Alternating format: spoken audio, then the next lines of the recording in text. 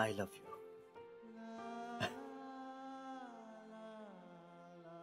जा आता. जा. हो.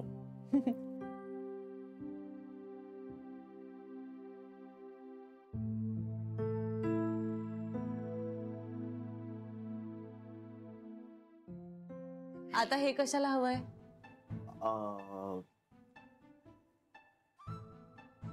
नाही असू दे. आलो.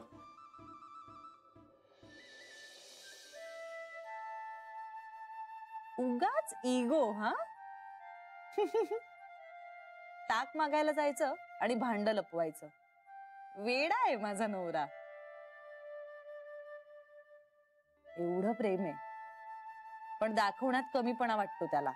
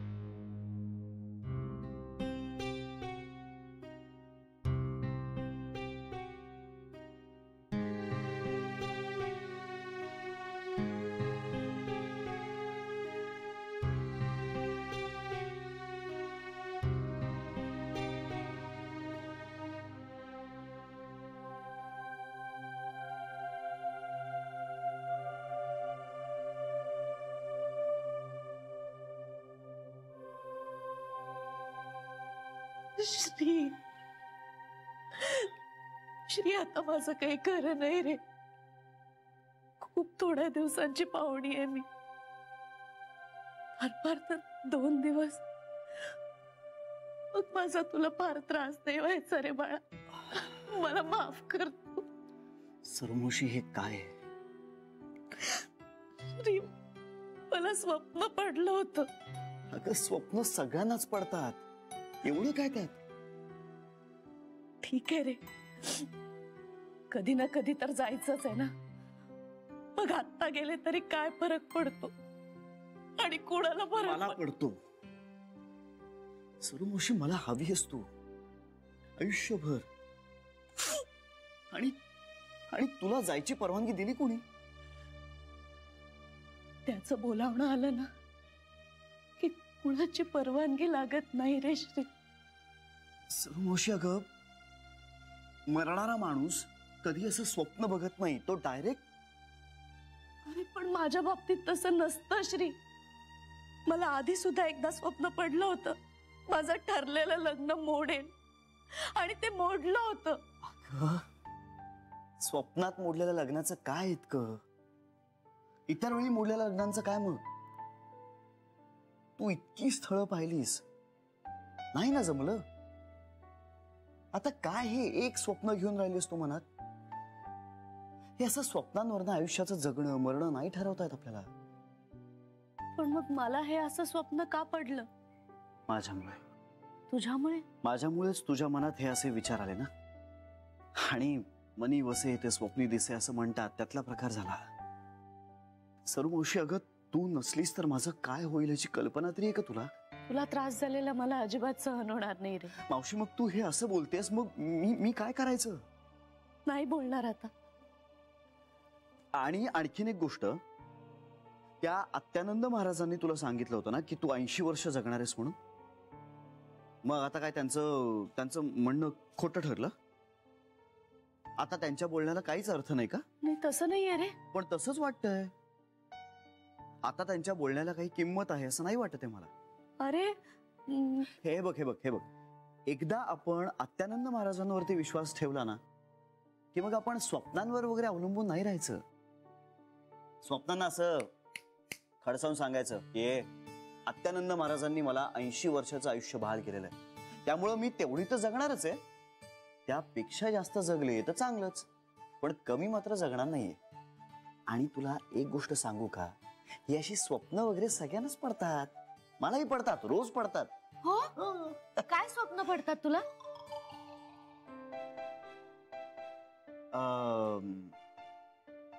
मी असं आपल्या घराच्या वर हेलिकॉप्टर मधनं फिरत असतो. हो, छान आहे. मस्त आहे ना. कधी कधी ऍक्सिडेंटही होतो माझा. शी, काहीतरीच काय. खरंच कधी कधी ना मी असा मस्त राजा होतो. मस्त आहे. मस्त आहे की नाही? पण हे स्वप्न खरं होतं कुठे? हो. अरे पण तुला सकाळी सकाळी पडतात काही स्वप्न?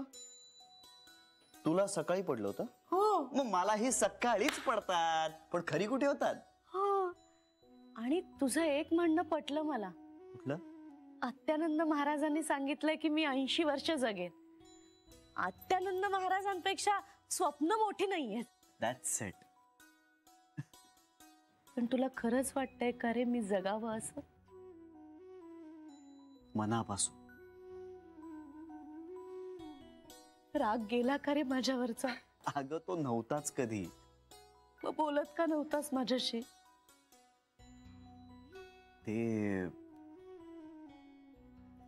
ते असंच तुला थोडा त्रास द्यायला. असं कधीही करू नको श्री. तू रागावलास ना तर सगळं निरर्थक वाटतं रे मला.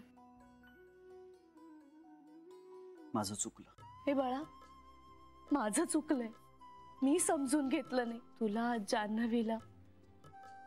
पण आता मी असं नाही करणार. मी नाही करणार असं. तू बोललास ना, खूप बरं वाटलं. डोक्यावरचं ओझं उतरलं रे माझ्या. So we are good, right? Yes. आणि स्वप्न आत्यानंद महाराजांपेक्षा मोठी नसतात. तू कमीत कमी 80 वर्ष जगणार आहेस. जास्तच, पण कमी नाही. मला तुझं सगळ्यात जास्त काय आवडतं माहितीये श्री? काय ग? तुझा आत्यानंद महाराजांवर विश्वास नसला तरी तू त्यांची टिंगल नाही करत. मला टोमणे नाही मारत. तू माझ्या श्रद्धेचा आदर करतोस.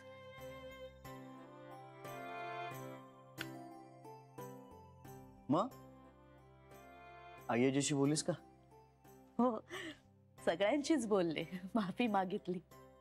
मग आता काय? आता पुन्हा माफी मागणार. मरणाचा कार्यक्रम कॅन्सल झाला म्हणून.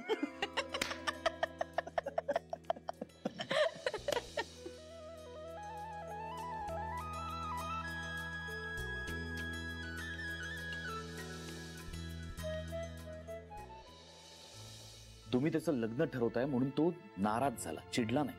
अपेक्षा भंगाचं दुःख झालं त्याला. पण जेव्हा तुम्ही जान्हवीशी कृतज्ञपणे वागलात ना, तेव्हा मात्र राग आला त्याला. माणूस रागावला नाही याचा अर्थ तो दुखावला गेला नाही असा नाही होत शरा. जान्हवी चांगलीच आहे, पण तू चुकलीच आहेस. आता ती तुझ्याशी व्यवस्थित बोलतीये म्हणजे तिला सॉरी म्हणायचंच नाही याला काहीच अर्थ नाही. शरे, वहिनी घाबरले मी. सॉरी. तुला वेळ आहे का ग? हो का? अगं हा बघ ना, मला हिशोबच लागत नाहीये. बेबी वन्सनकडे गेले होते पण त्या फोनवर बोलतायत. आई झोपल्या असतील. सरू जप करत होती. श्रीला विचारू शकत नाही, वहिनीला विचारून काही उपयोग नाही. आणि जान्हवीला कसं विचारणार?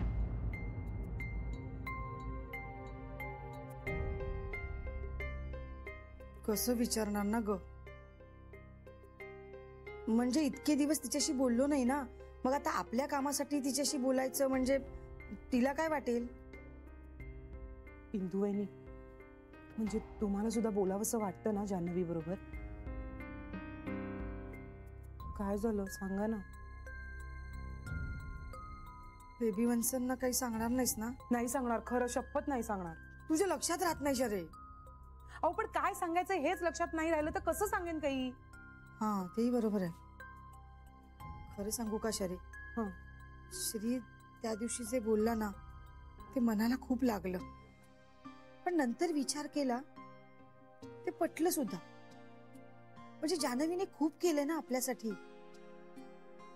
आता तर बुटीक मध्ये मशीनला हात लावला ना तरी तिची आठवण येते.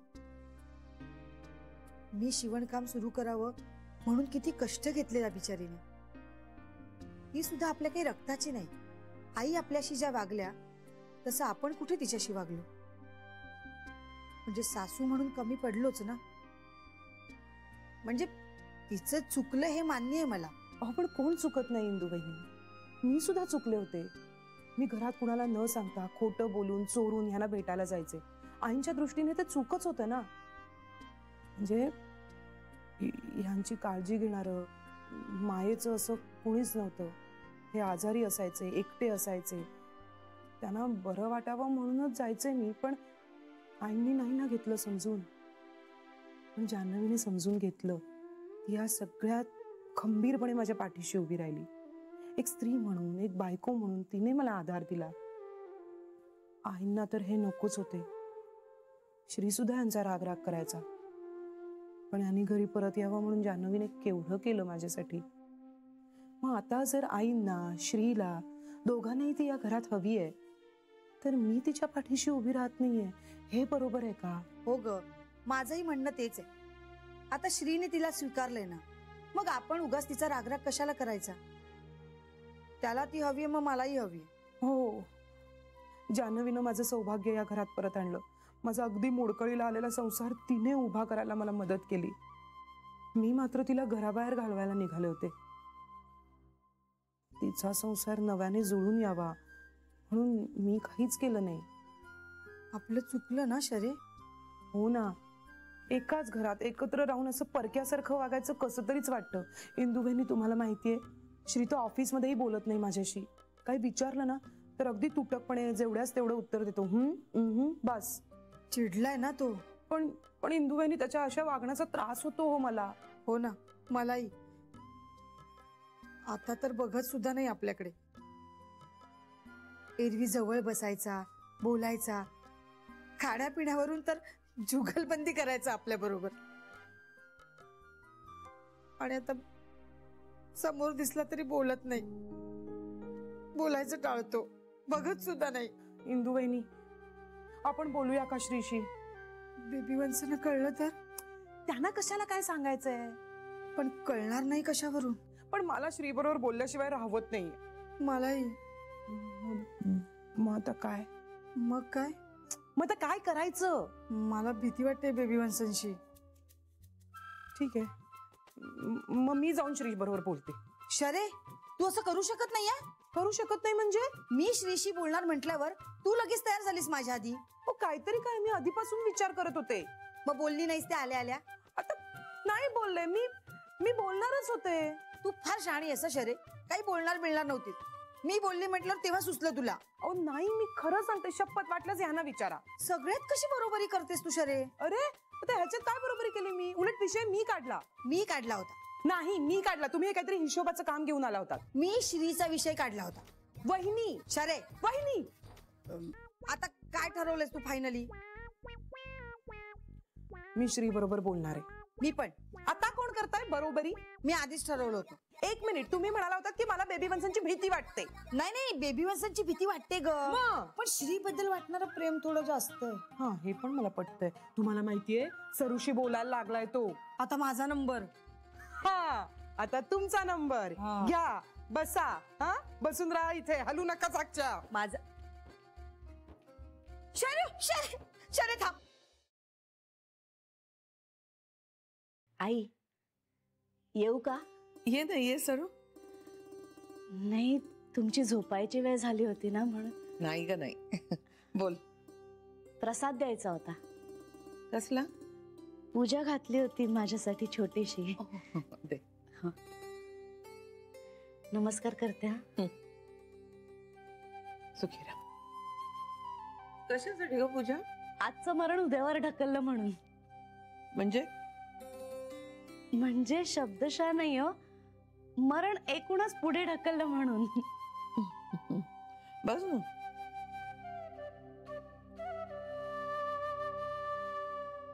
कसं काय झालं?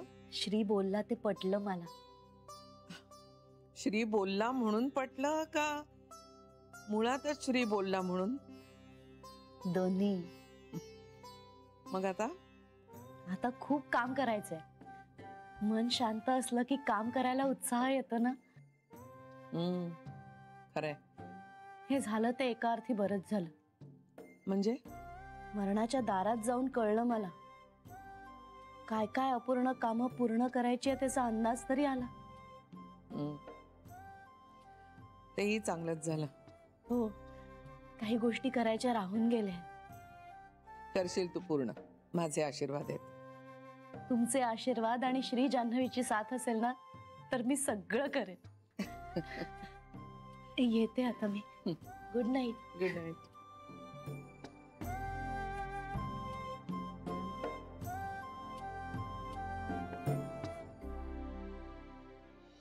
तुला पण स्वप्न पडायची? स्वप्न? मग सरू मावशीनं म्हणालच ते? अगं ते स्वप्नांमधला खोटेपणा तिला पटवून द्यायचा होता म्हणून. मला वाटलंच होतं. मला काही स्वप्न वगैरे पडत नाहीत ग. तू स्वप्न बघतोस आणि ती पूर्ण करतोस. आलं लगेच नवऱ्याची टिमकी वाजवायला लागलीस. कशी लगेच बायको होतच ग तू? लगेच म्हणजे मी बायको आहेच, आणि ह्याच जन्मासाठी नाही, पुढचे 7 जन्म. नको ग नको. हे असं रात्री अपरात्री एकट्या दुकट्या माणसाला घाबरवू नये. तरी 7 जन्म तुझी साथ सोडणार नाहीये मी. हे तुम्हाला सांगतेस का धमकवतेस?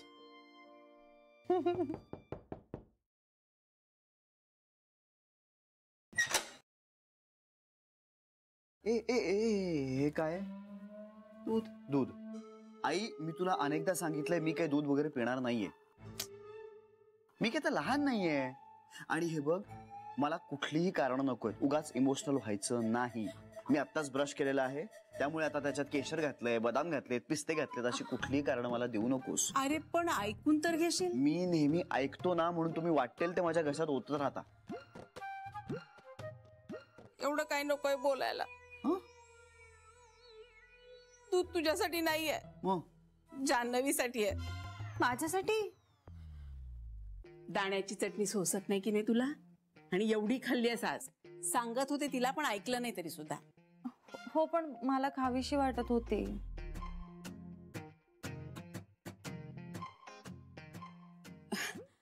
ते ठीक आहे, पण म्हणूनच म्हटलं ग्लासभर थंडगार दूध पी म्हणजे बरं वाटेल. अगं तुला ऑफिसला जायचं असतं, मग उगाच दुसऱ्या दिवशी त्रास नको. घे थंडगार दूध पिऊन घे, बरं वाटेल. आणि हो, श्री सारखी नाटकं करू नकोस, पटकन पिऊन टाक दूध. आई पण एवढं नाही जाणार. न जायला काय झालंय? अगं तरणी ताठी मुलं आहात तुम्ही. 1 ग्लास दूध संपायला काय लागतंय? घे पटकन. आई ग, तिला नको असेल तर उगाच आग्रह नको ना करूस. तू मध्ये बोलू नकोस. तुला नकोय ना दूध? गप्प राहा जरा. आमच्या दोघींच्या मध्ये पडू नकोस. अगं पण जाईल तिला. सकाळी ऍसिडिटी झाली म्हणजे काय करायचं? मूठभर चटणी खाल्ली आहे तिने. मागच्या वेळेला अर्धा चमचा खाल्ली होती तर 2 दिवस त्रास झाला होता. घे पटकन पिऊन टाक. हो, म्हणजे हे खरं आहे, मला शेंगदाण्याची चटणी नाही चालत. तेच तर सांगत होते, तेव्हा ऐकलं नाहीस. घे आता पटकन पिऊन टाक. तू ठेव दूध, ती पिल नंतर. नंतर वगैरे काही नाही. अगं पण राहू दे, मी पिते.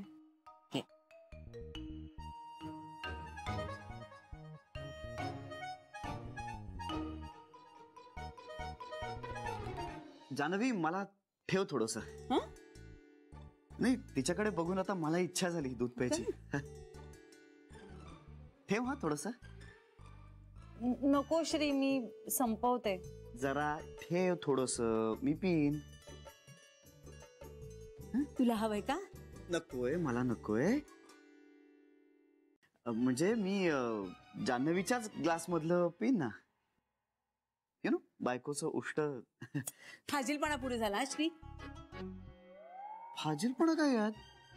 अरे मी समोर आहे याचं तरी भान ठेव. बरं, मी जाते मग. घाला गोंधळ काय घालायचा तो.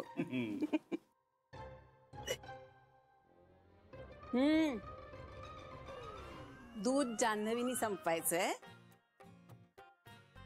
बाया घालवायचं नाहीये.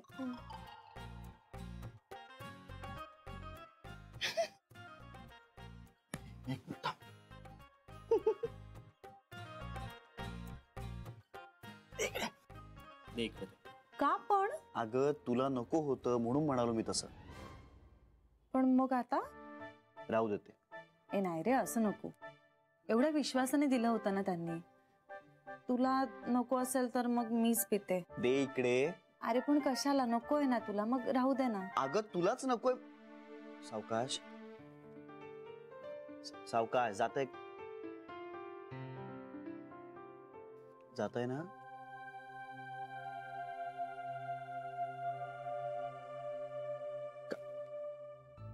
ए तुला काय होतंय? अगं ए जान्हवी, अगं ए. अरे देवा.